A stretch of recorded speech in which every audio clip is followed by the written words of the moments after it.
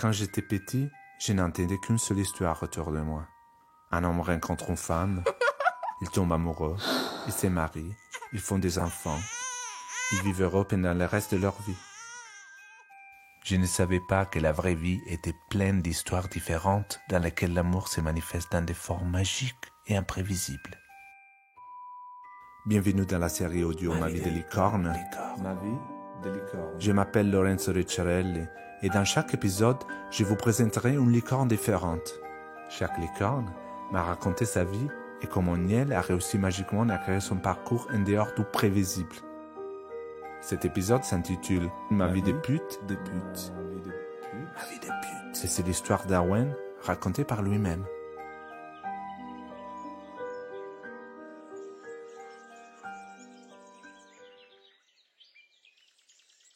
Bonjour, je m'appelle Owen.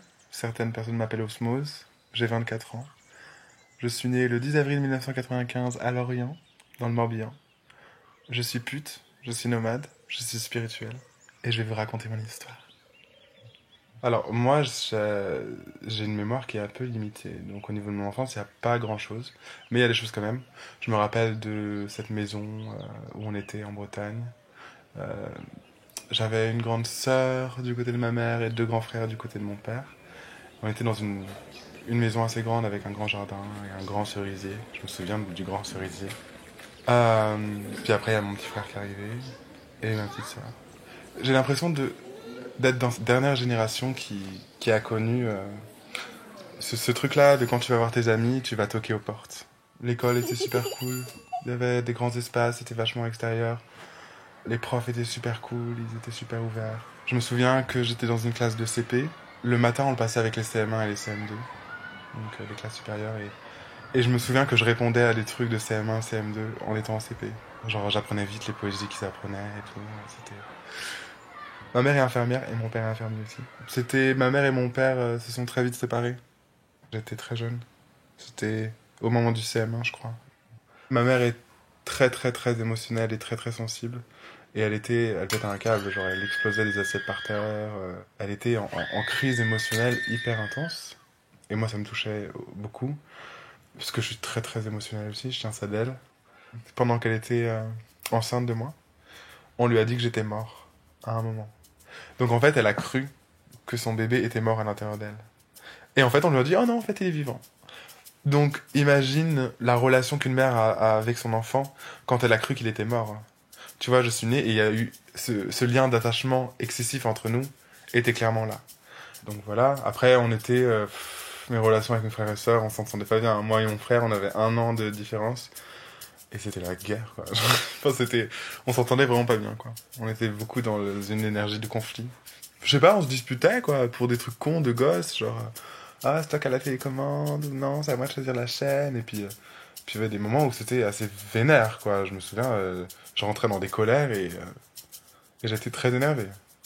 Je me souviens d'un moment où il avait fait un truc, genre il a mis mon portable dans sa bouche pour exprimer sa colère, genre en mode je vais le buter ton portable.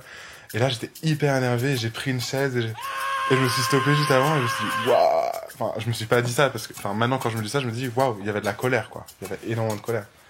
J'avais beaucoup de choses en moi qui faisaient mal. Je me souviens, je suis allé voir des psys assez tôt. Et j'aimais pas ça du tout d'ailleurs. Je me souviens d'un psy où j'étais en face de lui et il y avait le grand silence. Et là, il me disait, vous pensez à quoi? C'était horrible. Et je disais directement, ah rien. Genre, c'était hyper intrusif, quoi. Je me sentais...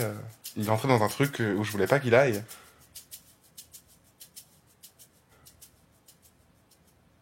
Donc, c'était... Ma mère et mon père se sont séparés. On est resté chez mon père au début. Mais très vite, on est allé avec ma mère. Et du coup, oui, on est vite allé sur Paris, où on l'a rejoint avec son nouveau mari, qui était un con. Et du coup, là, c'était en CM1, CM2, donc j'étais encore très jeune. Et puis, on entrait dans Paris, tu vois, enfin, c'était hyper différent, quoi. Et c'était dans le cœur d'une grosse ville, tu vois. Mais je pense que je me suis plutôt bien adapté. Enfin, de toute façon, j'étais fidèle à moi-même, j'étais toujours aussi en bordel intérieurement. Je sais pas, j'étais le mec, un peu le souffre-douleur des gens. Enfin, les gens se moquaient de moi beaucoup. Je parlais avec beaucoup de gens, mais on se moquait de moi beaucoup. Parce que j'avais un pantalon trop court, parce que j'avais des manières, parce que... Des trucs comme ça, quoi. Mais ouais, c'était dur. C'est pas les meilleures années de ma vie du tout. Il y a un moment où je me souviens, je m'étais fait frapper par 2 nanas. Et au final, j'ai changé de collège. Donc je suis allé dans un autre collège en 4e. Où là, il y avait toujours des mecs cons. Et ça taillait toujours et ça se moquait toujours. Mais c'était différent, j'ai commencé à avoir des amis entre guillemets, mais même dans ces relations-là, j'étais celui qui parle trop, qui en fait trop, qui est toujours trop bruyant. Super sympa, hein, mais à un moment on a envie de dire, ferme-la un peu, tu vois. Et donc j'étais comme ça. Et c'est à ce moment-là où je me souviens où j'ai commencé à écrire, je suppose. J'ai toujours écrit depuis très jeune, peut-être 14 ans, 15 ans. Et j'étais complètement sombre, quoi. Franchement, j'aimais pas l'humain, j'avais envie de mourir. J'étais vraiment suicidaire, en fait. J'avais vraiment envie de plus penser. Et du coup, pour moi, la mort, ça apportait cette libération-là. De plus être dans sa tête, de plus avoir de pensée, de plus avoir de sensations. Donc, la liberté. J'associais vraiment la mort à la liberté. J'ai écrit sur l'amour aussi, l'amour idéalisé. C'était même pas des choses que je vivais, c'était des choses que j'idéalisais et que je mettais sur papier. Ah bah oui. Moi, quand j'étais jeune, j'étais la fleur bleue absolue, tu vois. J'étais vraiment... je regardais des yaoi, des shonenai, qui sont des mangas avec de la romance homosexuelle, et j'étais à fond. Oh, j'étais à fond. Et parfois, je les regarde encore aujourd'hui et je suis toujours à fond. Tomata.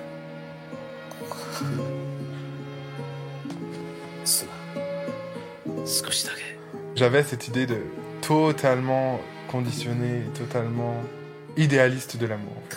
Vraiment le côté être avec quelqu'un et n'être qu'amour, tu vois. Et en même temps, j'habitais seul en fait à partir de la fin de mes 16 ans.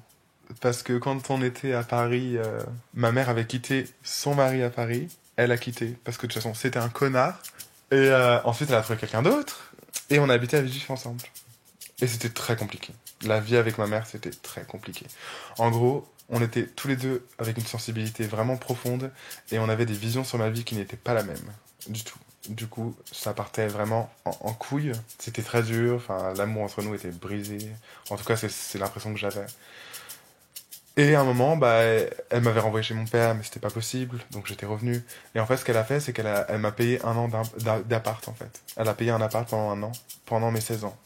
Et au moment où on s'est séparés, je me suis rendu compte qu'il se passait quelque chose. Le cordon était clairement coupé. Et là, je me suis rendu compte au moment où le cordon se coupait, qu'il se passait quelque chose émotionnellement. Il y avait un truc qui se coupait. Alors que pourtant, j'étais à 500 mètres de chez elle. Et elle me disait, tu pourras nous voir 2 fois par semaine et tout ça. Alors, il y a vraiment une grosse partie de moi qui voulait crever. Vraiment, mais profondément. C'était genre un désir profond.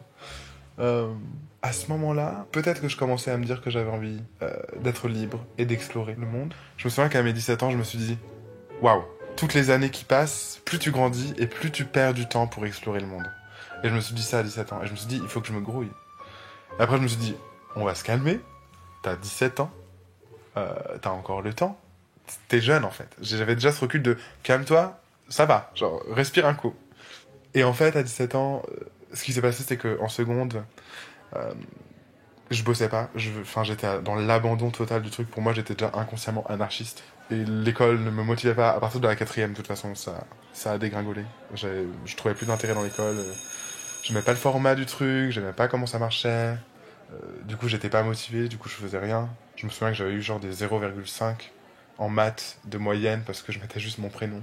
Je notais mon prénom, je m'allongeais sur la table, salut, genre. Et quand j'étais en seconde, on m'a dit à la fin du coup, tu peux redoubler ou tu peux changer de voie. Je me disais, si je redouble, je mettrais pas plus d'efforts, donc autant que je change de voie. Et j'ai changé de voie et j'ai fait un BEP carrière sanitaire et sociale.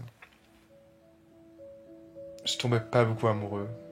Ou alors, je m'accrochais à une personne et je l'idéalisais pendant 3 jours et après c'était fini. Et sexuellement, ma première fois, c'était à 16 ans. J'étais sur un truc de chat roulette, un truc de cam to cam. En fait, tu parles avec des gens en cam. Et il y avait un mec qui habitait pas trop loin, il avait 36 ans et il m'excitait carrément. Et donc je lui ai dit, ouais, ramène-toi et tout devant. Ça, c'était quand j'habitais chez ma mère avec lui. Je rentre dans ta camionnette, quoi.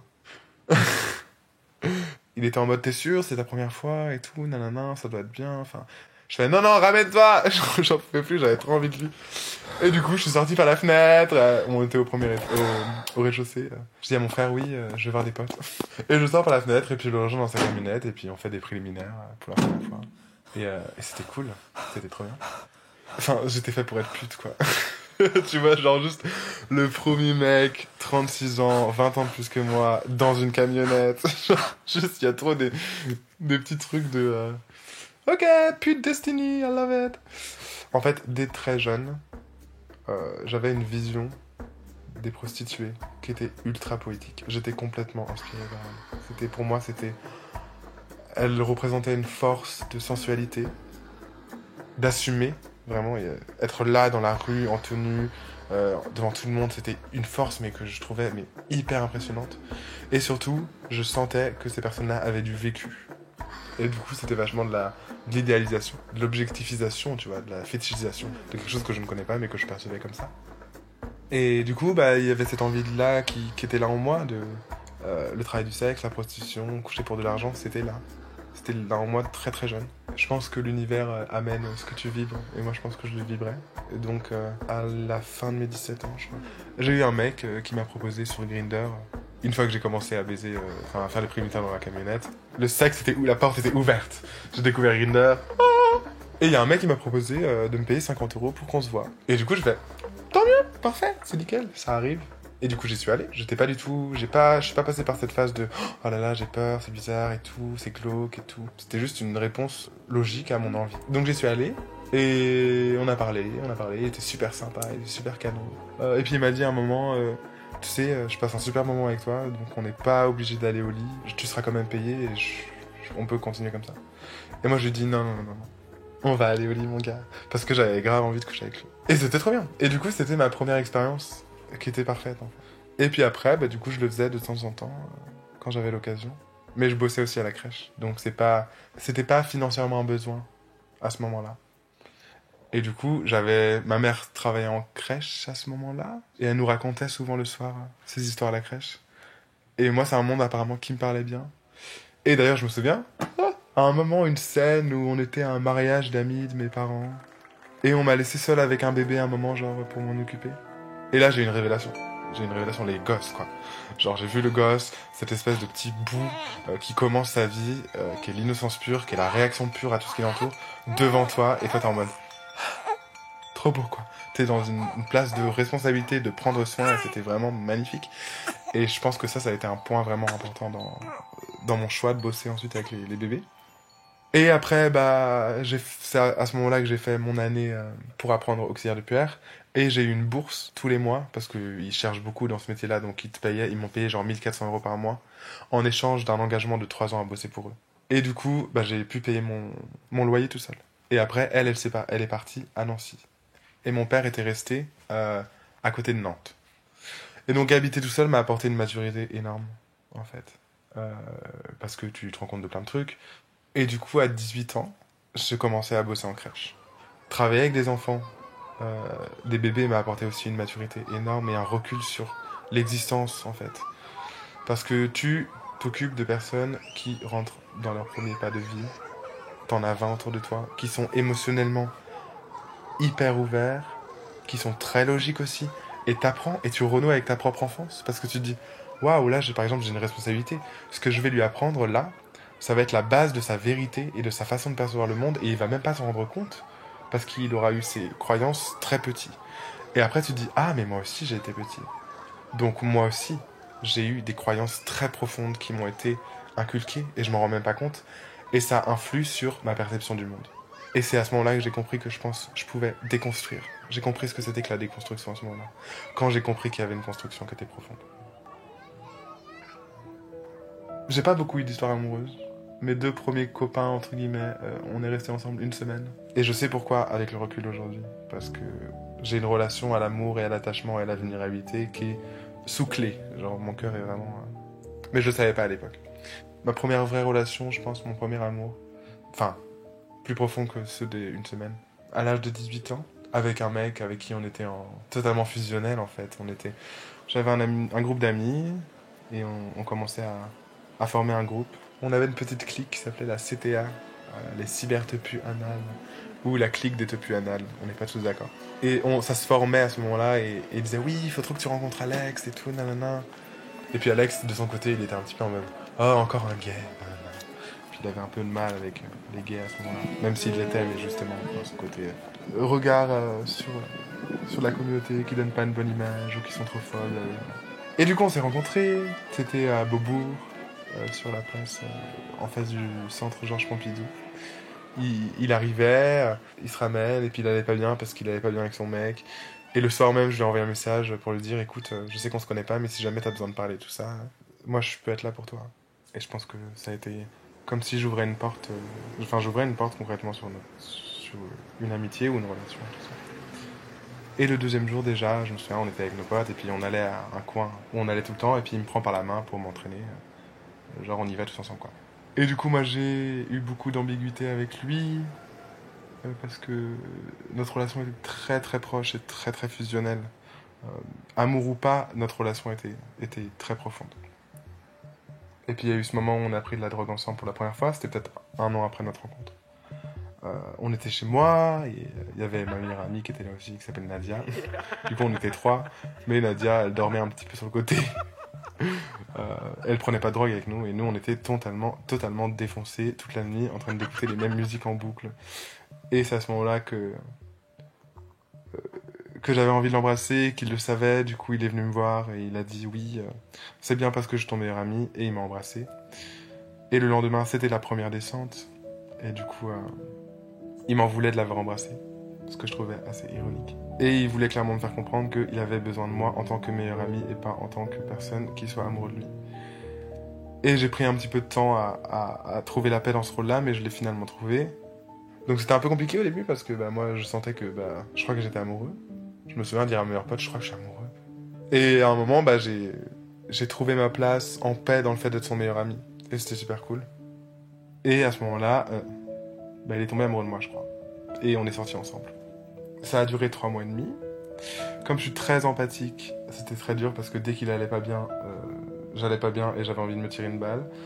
Du coup, je me suis dit que ce n'était pas une relation saine d'être fusionnel et hyper empathique et d'être dans le sacrifice de soi tout le temps. Et du coup, j'ai cassé avec lui. Et il a beaucoup souffert. Du coup, on s'est pas parlé pendant 1 an. Et après, on s'est retrouvés, et puis on s'est plus parlé, et puis on s'est retrouvés. On renoue une relation comme ça. Mais en tout cas, c'est sûr qu'on ne sortira plus jamais ensemble. Enfin, moi, je ne pense pas du tout, et je pense que lui non plus. Mais qu'on a quand même une relation qui est là, et qu'on peut vivre une très belle relation, une très vraie relation ensemble. C'est avec lui, je me souviens, que j'ai pris ma première expérience de drogue, mais aussi que j'ai fait de la méditation plus ou moins. Enfin, il m'a fait une méditation guidée. J'étais allongé sur mon lit, il était assis sur mon lit à côté de moi, et il me racontait une histoire de voyage, genre je prends un bateau, un truc du genre, où je vais sur une île, et puis je monte l'île, puis je vois un aigle en haut, enfin vraiment à côté, vraiment un espèce de voyage, quoi, pour me mettre dans le truc. Et je me suis abandonné à sa voix, j'ai écouté que sa voix, et mon corps a commencé à vibrer. Partie après partie, puis tout le corps. Et j'ai commencé à sentir mon corps qui se levait juste au-dessus de mon corps. Donc la vibration, je sentais de mon corps, mais très légèrement. Tu vois, je suis pas allé dans des mondes astrales de taré, quoi. J'ai vraiment juste ouvert cette porte. Il y a quelque chose de possible là, il y a un truc que je connais pas, et c'est un gros monde. Voilà ta première fenêtre pour le voir, quoi. Et puis après, ce qui s'est passé dans ma vie, c'est que je suis devenu plus spirituel, j'ai découvert d'autres choses, j'ai eu des visions plus spirituelles sur le monde, et j'ai approfondi plein de choses. Avec la déconstruction, je fusionnais spiritualité et déconstruction, et je m'explorais très très loin. Et du coup, j'ai débloqué une espèce de bonheur et de sécurité existentielle qui sont constamment là. Et à ce moment-là, je me suis rendu compte que j'avais envie d'explorer le monde encore plus. Tu vois, c'était déjà là, mais ça me mettait le truc sur le tapis encore plus. T'as envie d'explorer le monde. Et t'as envie de rencontrer des gens. T'as envie de voir le plus de choses de possible qu'il y ait dans cette dimension-là. Donc vraiment l'exploration intérieure, mais aussi extérieure. Et du coup, c'est ce que j'ai fait après 3 ans à la crèche. J'avais fait mes 3 ans. C'était super bien, ces moments à la crèche, mais il y avait autre chose qui m'appelait, c'était le voyage. Donc j'ai quitté la crèche, j'ai quitté mon appart, et je suis parti. Je suis parti la première fois chez une amie qui habitait à Auxerre pour laisser mes cartons. Elle me disait, j'ai une maison, tu peux laisser tes cartons là et vadrouiller 1 an, il n'y a pas de problème. Et après, j'ai continué en France, voir des amis que j'avais pas vus, parce qu'il y avait plein de gens de la CTA, de mon groupe d'avant, qui étaient partis plus dans le sud ou ailleurs. Et puis j'ai fait un petit tour pour voir tout le monde, et ça m'a fait trop du bien.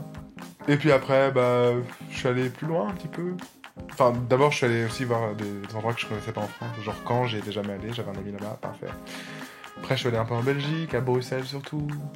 Et du coup, à ce moment-là, le travail du sexe, c'était mon seul travail. Bah alors quand je suis parti de mon travail à la crèche, bah j'avais un peu d'argent quand même. Tu vois, ils te payent tout ce qu'ils doivent te payer, je sais pas, quand tu quittes un travail, je sais plus comment ça s'appelle. Du coup, je me retrouvais avec 2000 balles, je crois, ou 2500 €. J'avais jamais eu autant d'argent de ma vie. Ah, du coup, ça m'a laissé le temps de travailler dans le sexe, uniquement, sans être dans une urgence financière. Puis surtout que j'étais vraiment dans la découverte du nomadisme. Donc, il y avait de la place pour ça, pour cette découverte-là, avec cet argent-là aussi, qui est parti assez vite d'ailleurs. J'étais conscient que le nomadisme était un choix de vie. Il y a eu aussi des côtés, un désir très très profond qui était de concrètement juste prendre mon sac et d'avancer pendant 10 ans. Tu vois, genre quitter la France, avancer pendant 10 ans, point. Je me souviens, ma mère, on avait eu un jour, elle était venue me voir sur Paris et on s'était mis dans un parc et on avait parlé de ça, de prostitution, et elle se rendait compte que j'avais un avis différent d'elle et je l'avais exprimé. Et puis à un moment, je l'appelle au téléphone pour dire oui, il faut que je te parle d'un truc, mais je pense que tu sais de quoi je vais te parler, et elle savait très bien que j'allais lui dire que je me prostituais. Et du coup, je lui ai dit. Et ça a été un peu dur pour elle au début parce que je pense qu'elle s'inquiétait de ma sécurité. Mais comme le fait d'être nomade, de toute façon, elle s'inquiétait de ma sécurité. Et maintenant, aujourd'hui, ça se passe très bien parce que quand je suis avec elle, je dis bon, ce soir, je mange pas avec vous parce que je vais bosser. Elle me fait ok, pas de souci. Donc, et mon père, il me soutient carrément. C'est-à-dire que mon père, il est ah non, mais moi, si t'es heureux dans ta vie, je comprends pourquoi tu le fais. Je suis derrière toi à 100%, quoi. Ce qui est une chance. Enfin, une chance aujourd'hui, avoir un père qui soutient son fils parce qu'il est pute, c'est très rare, je pense. Après, j'ai appris. Il y a eu plein de choses qui se sont passées. Je suis parti, je suis allé de pote en pote. Je restais très rarement, très longtemps à un même endroit. Un mois, c'était un maximum. Depuis ce moment, je suis toujours en mouvement. Toujours. Alors, d'être nomade et d'être pute, parce que les deux vont ensemble, je voyage où j'ai envie de voyager. Si j'ai envie de partir et de me dire, ouais, j'irai bien là, voir machin, j'y vais. J'ai plus de pression, le temps est dans mes mains, en fait. J'ai récupéré mon temps. Je me réveille plus à 8h du matin, à 6h du matin pour faire 1 heure de transport pour aller travailler, en alimentant un système. Je prends ma vie en main et le temps que j'ai, il est à moi, désormais. Et c'est ça le mieux, en fait. C'est le côté, je prends le contrôle de ma vie. Si j'ai envie de me réveiller à 15h, je le fais. Si j'ai envie de me réveiller à 6h, je le fais. Si j'ai envie de rien foutre, je le fais. Et je le célèbre. Voilà. Après, je suis allé en Espagne durant l'hiver. Et là, c'était quelque chose de nouveau. C'était quelque chose de nouveau parce que j'y allais et je ne connaissais personne. Donc, je connaissais une personne à Barcelone. Je suis allé chez cette personne, je suis resté 1 semaine et après, je devais aller dans le sud rejoindre quelqu'un d'autre qui s'installait là-bas. Mais entre-temps, il y avait personne que je connaissais. Donc, j'entrais dans une façon de voyager différente pour moi. Je me prostituais pour dormir chez les gens. C'est-à-dire que c'était toujours du travail du sexe, mais pas pour de l'argent, mais plutôt pour un endroit où dormir. J'ai été à Barcelone et j'ai fait du stop jusqu'à Malaga, en passant par Grenade. Donc je suis descendu sur la côte méditerranéenne jusqu'à Almeria. Ensuite j'ai pris un bus pour aller à Grenade. Et j'ai rencontré plein de gens, des nouvelles personnes. J'ai dormi dans des squats. J'apprenais de plus en plus la langue espagnole, castillano. Mais j'ai aussi rencontré 4 Allemandes qui voyageaient aussi en Espagne, sur le même chemin que moi en fait. 2 en bicyclette et 2 en train. Et du coup, on s'est croisés 4 fois. C'était trop bien. On a vécu ensemble en squat. Puis on s'est ensuite croisés dans la villa de la famille d'une d'elles. Du coup, c'était vachement drôle de se croiser en squat, puis dans une villa avec une piscine, tu vois, 2 mondes très différents. Puis ensuite, on s'est croisés à Alicante. Puis après, on s'est recroisés dans un squat à Grenade, où c'était un squat totalement différent du premier. Le premier était super cool, super confort et tout ça. Le deuxième, c'était un squat à l'abandon limite, genre les fenêtres étaient cassées, c'était à Grenade donc il faisait super froid. Donc c'était concrètement dormir dehors avec des murs quoi. Et on était ensemble mais il faisait super froid. Et c'était trop bien, on se baladait, on allait faire de la récup dans les boulangeries, on ramenait des trucs qu'on trouvait, on se marrait, on avait même trouvé du cannabis, mais genre des gros sacs de cannabis tu vois. Et puis après c'est des amis que j'ai revus plus tard, l'une d'elles que j'ai revue en allant chez elle en Allemagne. Et c'est d'ailleurs pour ça que je suis allé en Allemagne pour la première fois. Et l'Allemagne m'a ouvert les bras. Enfin, j'étais à la frontière franco-allemande du côté allemand. Et je devais aller à Kiel. Et j'ai fait du stop. Et en fait, il y a un mec qui s'est arrêté et qui m'a dit « Salut, ça va ? Je vais à un festival, tu veux venir avec moi ?» Et moi, je lui ai dit « Non, j'ai pas d'argent, quoi. » Et en fait, il me fait « Non, mais je te paye le voyage et je te paye l'entrée du festival. » Donc en gros, 1 demi-heure après ma première entrée en Allemagne, je tombe sur un mec qui m'emmène en festival, en me payant tout. Et ce qui était beaucoup plus proche de Kiel. Et puis après, je suis allé à Hambourg. Puis après, je suis allé voir ma pote à Kiel. Et puis là, j'ai eu un client, mais hyper facile. Genre, je me suis fait 80 balles en 5 minutes. Et je me suis dit, bon, je vais aller à Berlin. Et puis après, je suis allé à Berlin. Et là, Berlin. Berlin. La fête, la liberté. J'ai rencontré un pote là-bas qui m'héberge maintenant. Et à chaque fois que je vais là-bas, il peut m'héberger parce qu'on s'entend trop bien. On se fait des soirées où on discute et on refait le monde et on se déconstruit. Et on parle de racisme, de masculinité, de privilèges blancs, de privilèges cis. Enfin. Et c'est cool parce que lui, c'est un mec, pour le moment, I guess, cis, blanc, hétéro. Donc c'est drôle parce que moi, dans ma tête, je me dis, un hétéro queer et tout. Et du coup, c'est comme ça se passe. Soit il y a le côté, je vais d'ami en ami, je vais voir des potes, et du coup, je suis hébergé. Soit c'est un nouvel endroit, et puis j'ai peut-être des contacts ou pas, et je vois comment je me débrouille. Donc le côté du travail du sexe, pour moi, ou comment je le vis, c'est ce côté, croiser des âmes, en fait. J'ai toujours voulu croiser des âmes, et là, je peux croiser des âmes, et on peut se rencontrer de plein de manières différentes, la plupart du temps sexuellement, charnellement, mais c'est beau, pour moi, c'est la base de la vie, c'est grandir en moi, avec l'autre, et donc croiser des gens. Sauf qu'il n'y a pas beaucoup de gens qui ont compris ça, en fait, je pense. Et pour beaucoup de personnes, les prostituées, les travailleurs du sexe, les travailleuses du sexe, sont pas à la même échelle qu'eux, en fait. Parce que le poids du stigma qui pèse sur nous enfonce là-dedans.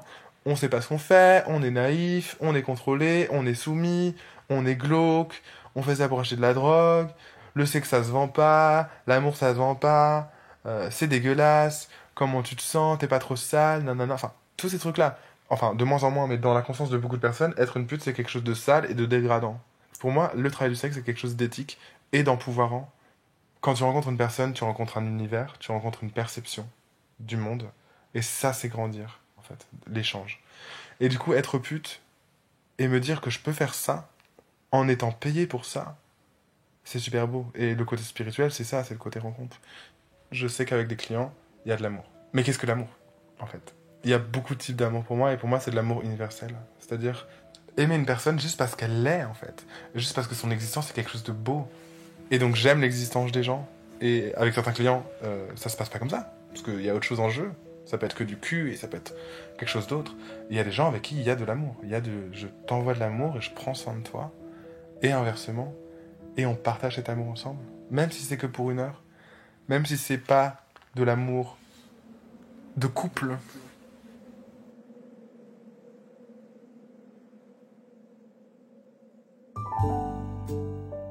J'imagine mon futur comme juste. Je vais vivre des choses justes. Je sais que ce que je vais vivre, c'est ce que je dois vivre. J'ai une confiance absolue en la vie. Par contre, je projette rien. C'est-à-dire que, est-ce que je serai toujours nomade ?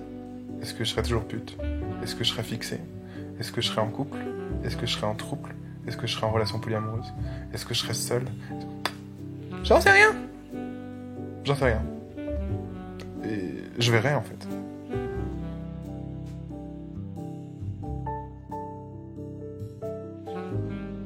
Vous venez d'écouter Ma vie de pute, un épisode de la série podcast Ma vie de licorne. N'hésitez pas à vous abonner et à liker l'épisode si vous l'avez aimé. Nous sommes un podcast 100% indépendant et nous avons besoin de tous les soutiens que vous pouvez nous accorder. Alors n'hésitez pas à partager ces podcasts sur vos réseaux sociaux et à en parler autour de vous. Je m'appelle Lorenzo Ricciarelli et j'ai produit, réalisé et monté cet épisode. Daniele Segre a mixé et contribué à la musique. Un grand merci à Wen qui nous a généreusement raconté son histoire. Vous pouvez nous retrouver sur toutes les plateformes principales des podcasts et nous découvrir encore plus sur les réseaux sociaux et sur notre site mavidelicorne.com. Merci de nous avoir écoutés.